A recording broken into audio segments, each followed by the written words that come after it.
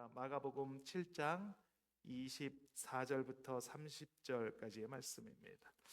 마가복음 7장 24절에서 30절까지의 말씀입니다. 제가 가지고 있는 신약성경 66면에 기록이 되어져 있습니다.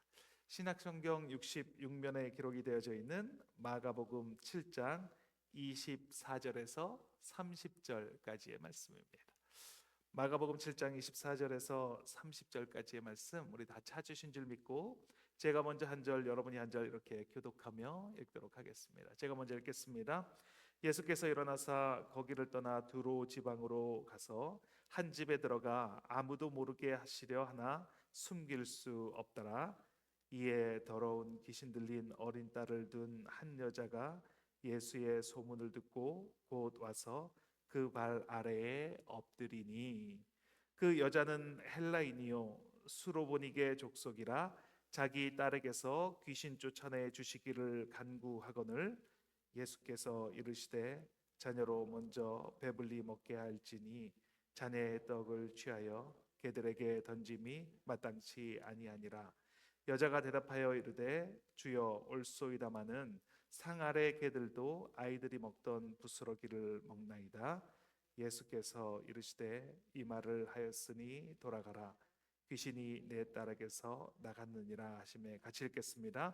여자가 집에 들어가 본즉 아이가 침상에 누웠고 귀신이 나갔더라. 아멘. 아멘. 옆 사람 같이 인사하시겠습니다. 해피 추석 인사하시겠습니다. 해피 추석입니다. 예, 해피 추석. 예. 한국은 지금 추석 연휴 기간이라고 합니다. 네. 오늘의 말씀의 제목은 영적인 원리라는 제목으로 말씀의 은혜를 같이 나누도록 하겠습니다. 어린 왕자를 쓴 생텍쥐 베리는 이렇게 말을 했습니다. 배를 만들려면 사람들에게 나무를 모아 오게 하거나 일을 나누어 주지 말고 끝없이 광대한 바다를 꿈꾸게 하라라고 그렇게 말을 했습니다. 배를 만들려면 배를 만드는 방법을 가르쳐 주지 말고 왜 배를 만들어야 할지를 스스로 알 수 있게 도와주라라는 그런 말입니다. 배 만드는 방법을 먼저 가르쳐 주기 전에 배가 있으면 무엇을 할 수 있고 배를 타고 항해를 하면 어떤 즐거움이 있는지 배를 타고 또 어디를 갈 수 있는지를 알려주라는 것입니다. 왜 배가 필요하고 왜 배를 만들어야 하는지를 알려주면 그러면 스스로 알아서 갈망이 생기고 그리고 배를 만들게 된다라는 말입니다. 그러니까 방법을 가르쳐 주기보다 원리를 가르쳐 줘야 한다라는 그런 말입니다. 방법을 가르쳐 주는 것은 어떻게 생각하면 아주 쉽습니다. 이렇게 하십시오. 아니면 또 저렇게 하십시오. 틀렸습니다. 이렇게 다시 갖춰서 하십시오. 뭐 이렇게 말해서 반복해서 알려주면 됩니다. 이렇게 알려주면 끝입니다. 그런데 원리를 가르쳐 주는 것은 상당히 시간이 오래 걸립니다. 상대적으로 시간이 오래 걸리는 작업입니다. 원리는 왜 그런지를 생각해야 하고 그리고 그것이 납득이 되어지는 과정이 필요하기 때문입니다. 그런 과정을 거쳐야 하기 때문입니다. 그렇기 때문에 원리를 가르쳐 줄 수 있는 사람은 자신이 먼저 그 원리를 깨우친 사람만이 원리를 가르쳐 줄 수가 있습니다. 자신이 그 원리가 납득이 되어지는 과정 그리고 그것을 활용했을 때 어떻게 되어지는지를 알고 있는 사람이 그 원리를 가르쳐 줄 수 있습니다. 이렇게 원리를 알고 배우면 방법도 금방 찾아낼 수 있게 됩니다. 왜냐하면 원리를 알았다면 방법은 정말 간단하게 찾을 수 있기 때문입니다. 그러니까 배를 만드는 사람에게 바다를 보여줘야 합니다.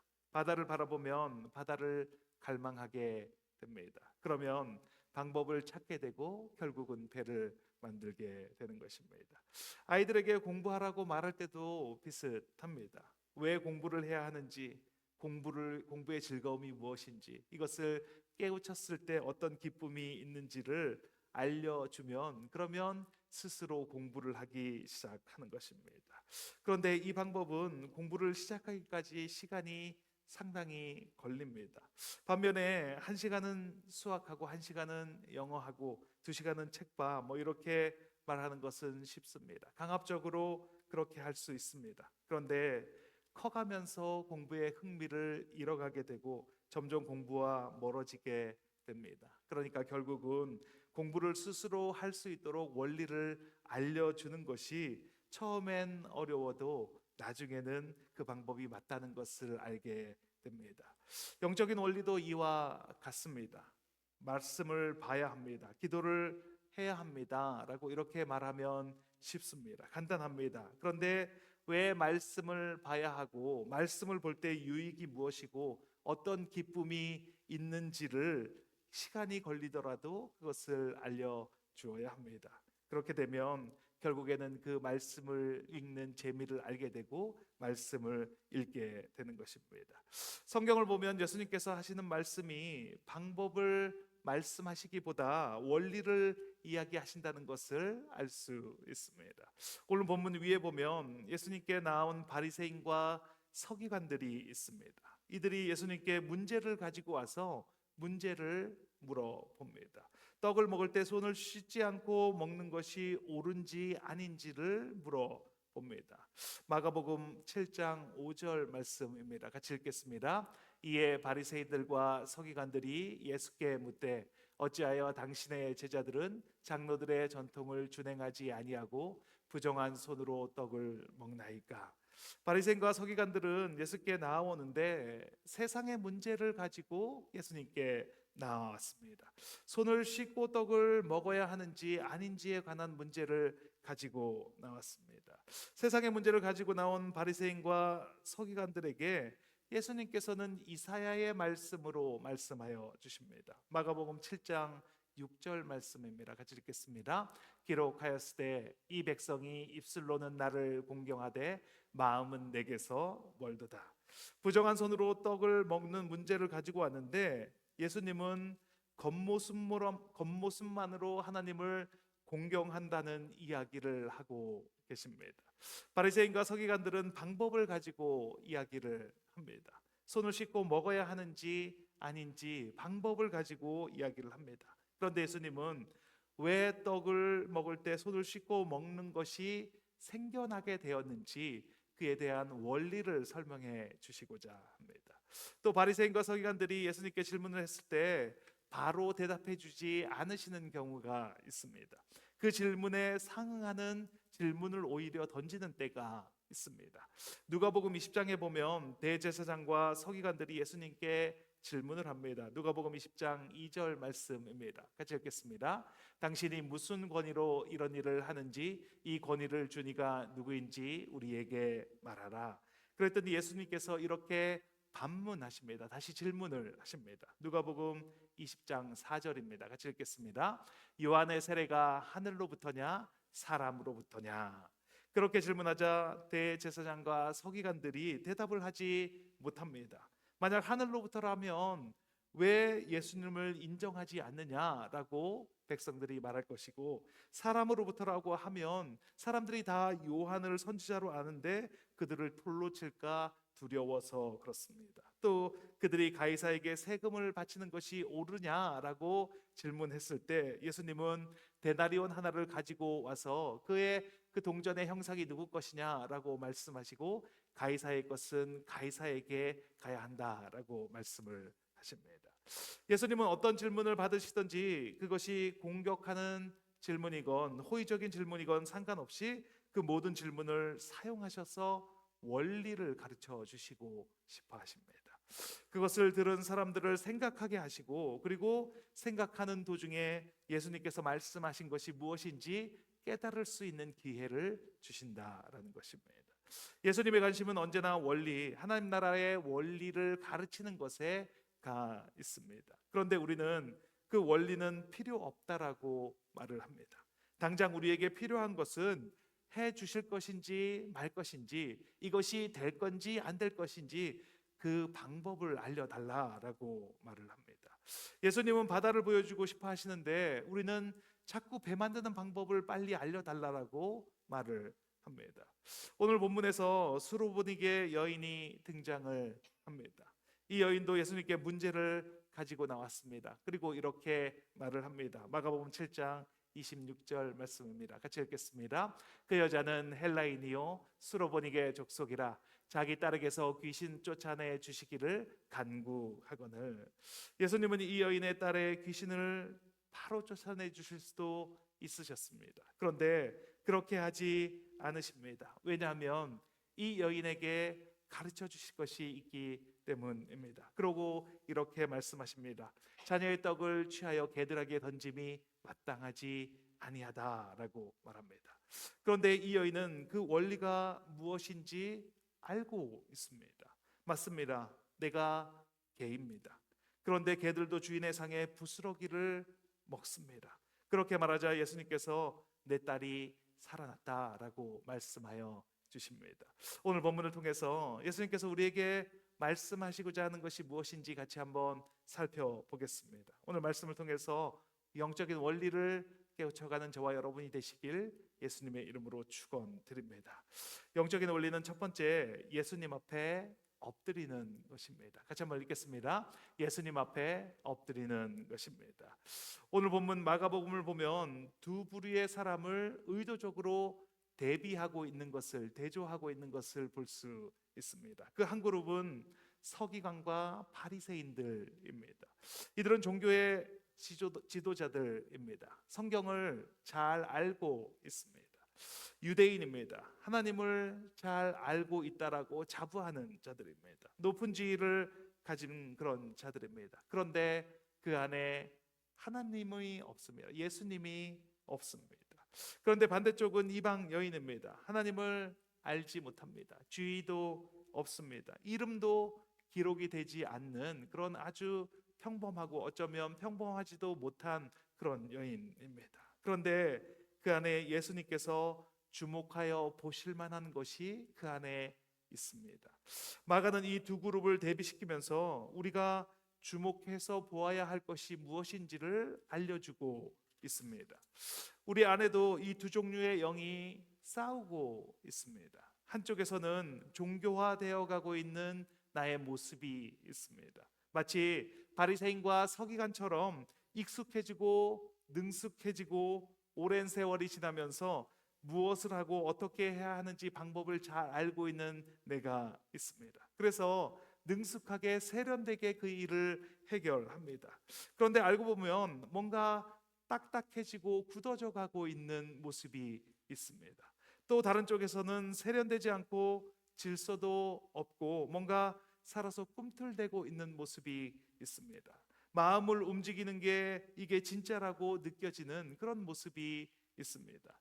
이 두 모습을 가지고 우리는 살아가고 있습니다. 어떤 때는 바리새인과 서기관처럼 종교적인 모습이 드러날 때가 있습니다. 익숙하게 세련되게 그 일을 해냅니다.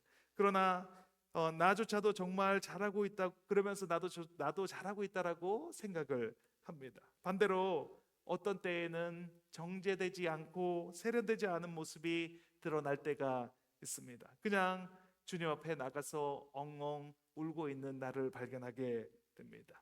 그냥 주님께 말하고 싶을 때가 있습니다. 기도하는 장소도 아닙니다. 예배하는 장소도 아니고 정말 기도할 수 없는 그런 상황인데도 불구하고 나를 받아달라고, 내 모습을 보아달라고 하나님께 내 마음을 드리는 시간들이 있습니다. 그런데 예수님은 이런 나의 모습을 주목하여 보십니다. 세련되게 뭔가 할 때가 아니라, 뭔가 좋은 것을 드릴 때가 아니라, 정제되지 않고 세련되지 않은 그 모습을 주목할 때가 있습니다. 왜냐하면 그 모습이 원래의 모습이기 때문입니다. 그 모습에서 우리는 원리를 찾을 수 있기 때문입니다. 바리새인과 서기관들이 예수님 앞에 나와서 하는 일은 따지는 일입니다. 논쟁을 하자라고 하는 것입니다. 왜 그것이 맞는지, 왜 그것이 맞지 않는지를 따지기 위해서 나왔습니다. 마가복음 7장 5절 말씀입니다. 같이 한번 읽겠습니다. 이에 바리새인들과 서기관들이 예수께 묻되 어찌하여 당신의 제자들은, 이런 바리새인들에게 예수님이 하실 수 있는 말씀은 너희 질문이 잘못되었다, 너희의 시작점이 잘못되었다라는 것을 알려주실 수밖에 없습니다. 그래서 마가복음 7장 8절에 말씀하십니다. 마가복음 7장 8절 말씀입니다. 제가 읽겠습니다. 너희가 하나님의 계명은 버리고 사람의 전통을 지키느니라. 이렇게 말씀하실 수밖에 없습니다. 그런데 수로보닉의 여인은 정제되지 않은 질문을 가지고 나옵니다. 세련되지 않은 질문을 가지고 나옵니다. 마가복음 7장 26절 말씀입니다. 같이 읽겠습니다. 자기 딸에게서 귀신 쫓아내 주시기를 간구하거늘. 이 여인이 가지고 나온 질문은 딸이 귀신이 들렸다는 것입니다. 이 문제는 방법으로 해결되지 않는 그런 질문입니다. 귀신 들렸다는 것은 어떤 방법을 써서 해결되는 것이 아닙니다. 이 질문은 세상의 방법으로는 해결되지 않는 질문입니다. 이 질문은 영적인 질문입니다. 영적인 세계는 권위에 의해서 다스려지는 그런 세계입니다. 영적인 권위를 가진 자가 빛이 있으라라고 말씀하시면 빛이 있게 되는 것입니다. 영적인 권위가 있는 자가 귀신아 그 딸에게서 나가라라고 말씀하시면 그러면 그대로 되어지는 것입니다. 영적 문제는 논쟁하고 따지고 이해하는 것이 아닙니다. 영적인 문제는 권위 있는 자에게 나아가 무릎을 꿇고 그 권위 있는 자에게 맡기는 것밖에 없습니다. 이 여인은 권위자 앞에 나갔습니다. 자존심, 거칠의 형식 이런 것은 다 내려놓았습니다. 이 여인은 예수님 앞에 나아가서 엎드렸습니다. 이방인 여인이 유대인 앞에, 그것도 사람이 많이 둘러싸고 있는 그 앞에 나가는 것이 쉽지 않았습니다. 그런데 이렇게 나온 이 여인에게 예수님은 정말 쌀쌀맞게 이야기를 하십니다. 마가복음 7장 27절 말씀입니다. 같이 읽겠습니다. 예수께서 이르시되 자녀로 먼저 배불리 먹게 할지니 자녀의 떡을 취하여 개들에게 던짐이 마땅치 아니하니라.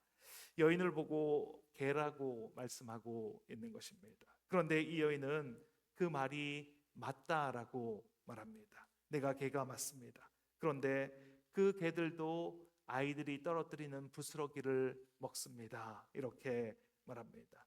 이 여인에게 방법은 중요하지 않습니다. 내가 굴욕을 당해도 됩니다. 무시를 당해도 됩니다. 아무런 상관이 없습니다. 그것은 중요하지 않습니다. 방법은 그렇게 중요하지 않습니다. 왜냐하면 원리를 알고 있기 때문입니다.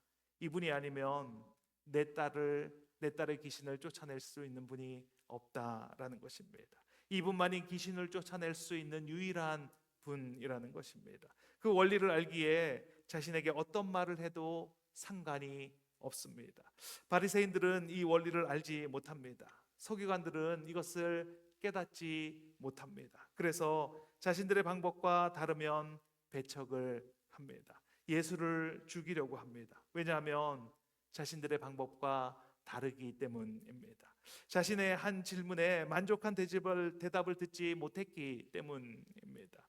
우리 안에 이 두 마음이 있습니다. 한쪽에서는 전통대로 법대로 하려고 하는 마음이 있습니다. 이것은 편합니다. 내가 하던 대로 하면 됩니다. 겉으로 보기엔 아무런 문제가 없습니다. 그런데 이것은 아무런 도움이 되지 않습니다. 어떤 문제도 해결되지 않습니다. 내가 이해되고 설득된다고 하더라도 이런 영적인 문제는 이것으로 해결되지 않습니다. 이해가 된다고 내 안에 우울함이 사라지는 것은 아닙니다. 내가 이해가 된다고 중독에서 벗어날 수 있는 것이 아닙니다. 용서하지 못하는 마음이 사라지는 것은 아닙니다. 이해가 된다고 원수를 사랑할 수 있게 되는 것은 아닙니다. 그런데 예수님께 나아가 무릎을 꿇으면 어떤 방법, 절차 이런 것 없이 그냥 그대로 나아가서 엎드리면 그러면 해결되는 것을 경험하게 됩니다. 왜냐하면 그것이 원리이기 때문입니다. 이 세상을 지으시고 우리의 생사화복을 주장하시고 지금도 이 세상을 운행하시는 그분 앞에, 그 예수님 앞에 나아가서 맞습니다. 내가 개가 맞습니다. 그런데 상 아래 개들도 부스러기를 먹습니다. 이 부스러기라도 주십시오. 이렇게 하면 그럼 그 부스러기를 얻어먹게 되는 것입니다. 이렇게 부르짖으면 그러면 그 문제는 해결이 되는 것입니다. 왜냐하면 그것이 원리이기 때문입니다. 내가 주님 앞에 엎드릴 때 문제보다 크신 주님을 만나게 되는 것입니다. 그 문제보다 크신 주님이 내 문제를 해결해 주시는 것을 경험하게 되는 것입니다. 엎드리는 것 말고 다른 방법이 없습니다. 오늘 어떤 문제를 가지고 이 예배에 나오셨습니까? 특별히 우리가 할 수 없는 문제를 가지고 이 예배에 나오신 분이 계시다면, 그렇다면 주님 앞에 엎드리십시오. 주님 앞에 무릎을 꿇고 엎드리면 그러면 문제가 해결되는 것을 경험하게 됩니다. 주님께 엎드리는 저와 여러분이 되시길 예수님의 이름으로 축원드립니다. 둘째, 영적인 원리는 자아가 죽는 것입니다. 같이 한번 읽겠습니다. 자아가 죽는 것입니다. 오늘 본문 27절 말씀입니다. 같이 한번 읽겠습니다. 예수께서 이르시되 자녀로 먼저 배불리 먹게 할지니 자녀의 떡을 취하여 개들에게 던짐이 마땅치 아니하니라. 예수님께서 말씀하시는 것이 잔인합니다.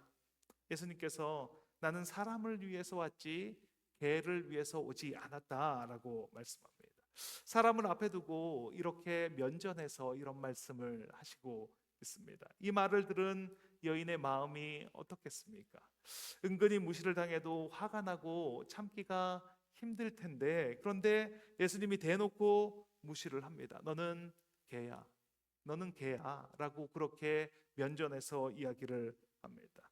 예수님께서 종종 이렇게 말씀하시는 것을 우리는 성경에서 보게 됩니다. 마가복음 11장 17절에 보면 바리새인에게 이렇게 말씀하십니다. 같이 읽겠습니다.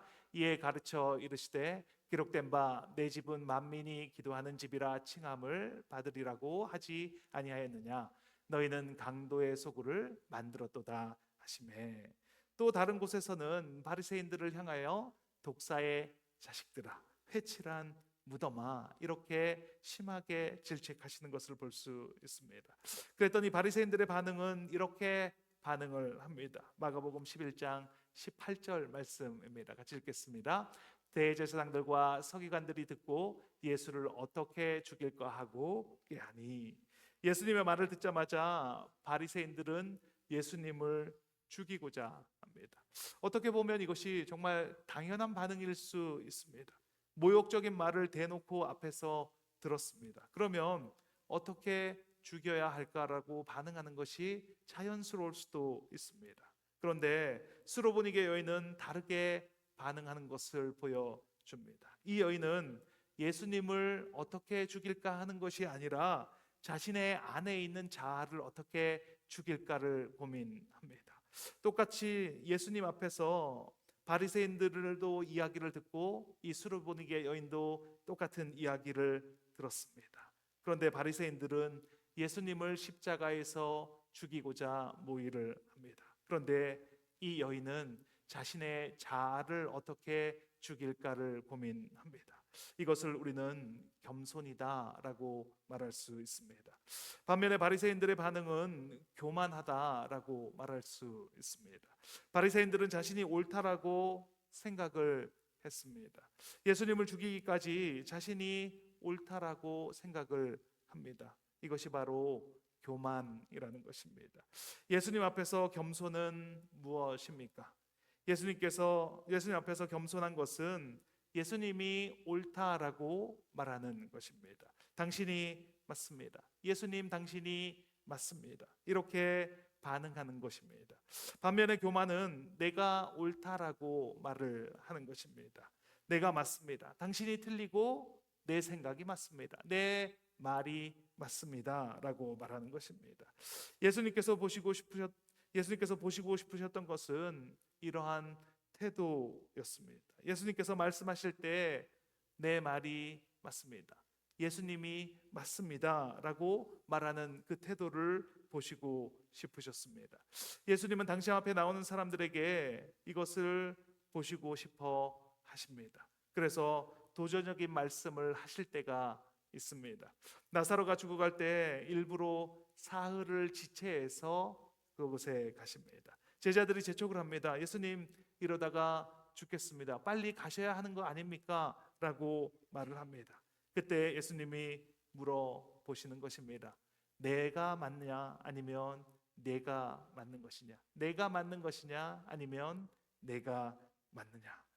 야이로의 딸이 죽었습니다. 사람들이 말합니다. 이제는 다 끝났습니다. 이제 가셔도 소용이 없습니다. 아니다, 죽지 않았다, 잔다라고 말씀하십니다. 그러면서 예수님께서 물으십니다. 내가 옳으냐 아니면 내가 옳으냐? 내 생각이 맞냐 아니면 내 생각이 맞냐? 이렇게 물어보시는 것입니다. 수로보니게 여인에게도 말씀하십니다. 너는 개다라고 말합니다. 그리고 뭐라고 대답하는지를 보고 계시는 것입니다. 그랬더니 그 여인이 이렇게 대답을 합니다. 맞습니다. 내가 개가 맞습니다. 그런데 개들도 주인의 상에서 부스러기를 먹지 않습니까? 이렇게 대답을 합니다. 화를 내는 것도 아니고 내가 개가 맞습니다. 그것을 주님께서 보고 계십니다. 네가 맞습니다. 주님이 맞습니다. 주님이 맞는 것이 맞습니다. 우리에게도 동일하게 물어보고 계십니다. 우리가 예수님께 나아가면 예수님께서 우리에게 물어보십니다. 반드시 체크를 하십니다. 영적인 경험을 하기 전에 이것을 반드시 체크를 하시기를 원합니다. 내 말이 옳으냐 아니면 네 생각이 맞느냐? 내 안에 겸손이 있느냐? 내가 뭐라고 말하든지 동의할 수 있는 겸손이 있느냐? 아니면 내가 알고 있는 지식과 경험을 가지고 예수님 그건 아닙니다. 그건 좀 아닌 거 아닙니까? 예수님 제가 맞습니다. 이렇게 교만하게 말하는지를 보고 계신다는 것입니다. 우리는 어떻게 반응을 하고 있습니까? 오늘도 예수님께서 물어보실 것입니다. 내 자아가 죽었습니까? 아니면 예수님을 죽이셨습니까?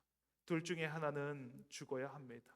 영적인 원리는 권위에 의해서 움직입니다. 권위가 말씀하시면 그 말씀에 의해서 움직이게 됩니다. 세상의 만물은 다 그렇게 움직입니다. 그런데 교만은 그 권위를 인정하지 않는 것입니다. 이렇게 되어야 하는데 아니요, 그렇게 되면 안 됩니다. 그러면 영이 움직이지를 않습니다. 권위에 복종하지 않고 자신이 옳다고 주장하는 사람에게 영적인 원리가 적용될 수가 없습니다. 그래서 그런 기적을 경험할 수가 없는 것입니다. 예수님께서는 고향에서 아무것도 하시지 못하셨다라고 성경은 말합니다. 예수님을 안다고 생각한 고향 사람들에겐 아무런 영향력을 미치지 못하셨습니다. 권위에 순종하셔야 합니다. 성경은 은혜의 역사는 권위를 인정할 때 흘러간다라고 말하고 있습니다. 예수님의 권위에 순종할 때 귀신이 쫓겨나가고 병이 치유되고 말씀대로 이루어지는 역사를 경험하게 됩니다. 권위를 인정할 때 문제보다 크신 그 주님을 만나게 될 줄 믿습니다. 오늘 이 시간 주님 앞에 겸손하게 자신을 내려놓고 주님을 인정함으로 주님이 주시는 은혜를 누리시는 저와 여러분이 되시기를 예수님의 이름으로 축원드립니다. 같이 기도하는 시간을 갖겠습니다. 살리는 것은 영이니 육은 무익하느라. 내가 너희에게 이른 말은 영이요 생명이라. 방법을 구하는 삶을 살았습니다. 어떻게 결정을 해야 할지, 어떻게 무엇을 선택해야 하는지 세상의 방법대로 주님께 구하는 삶을 살았습니다. 그 삶을 지금 이제 내려놓기를 원합니다. 용서하여 주시옵소서. 이제는 방법이 아니라 원리는 구하는 삶을 살게 되었습니다. 세상의 주관자 되신 주님 앞에, 그 권위 앞에 무릎을 꿇습니다. 주님 앞에 엎드립니다. 내 자아를 내려놓고 말씀에 순종하는 삶을 살아가게 하옵소서. 기도하면 들어주신 주님께 주님 한번 외치시고 통성으로 기도하시겠습니다. 주여